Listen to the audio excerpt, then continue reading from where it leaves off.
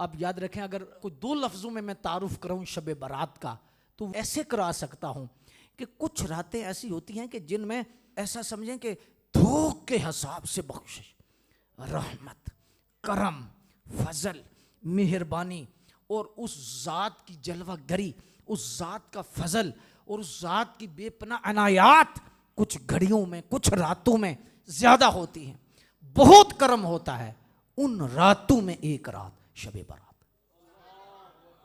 غفلت سے نہ گزاریے، رات کو ضائع نہ کیجئے۔ یہ رات فیصلے والی رات ہے، یہ رات اللہ اس کے رسول صلی اللہ علیہ وسلم کے رازوں میں سے ایک راز ہے، یہ حقیقت ہے، حقیقت ہے، یہ راز والی رات ہے، کرم والی رات ہے، فضل والی رات ہے، بخشش والی اور رحمت والی یہ رات ہے۔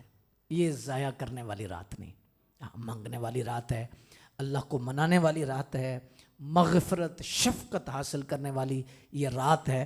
تو مجھے امید ہے کہ اللہ تبارک و تعالی ہم سب پہ کرم کا دروازہ کھولے گا، بخشش کا دروازہ کھولے گا، اور اس رات کو ہم ضرور بارگاہ خداوندی میں حاضر رہیں گے، توفیق مل جائے گی، کرم ہو جائے گا۔ آج سے ہی دعا کرنا شروع کر دو کہ اللہ یہ رات ہمیں مل جائے، یہ رات عطا ہو جائے، جس کے جو تقاضے ہیں وہ پورے ہو جائیں۔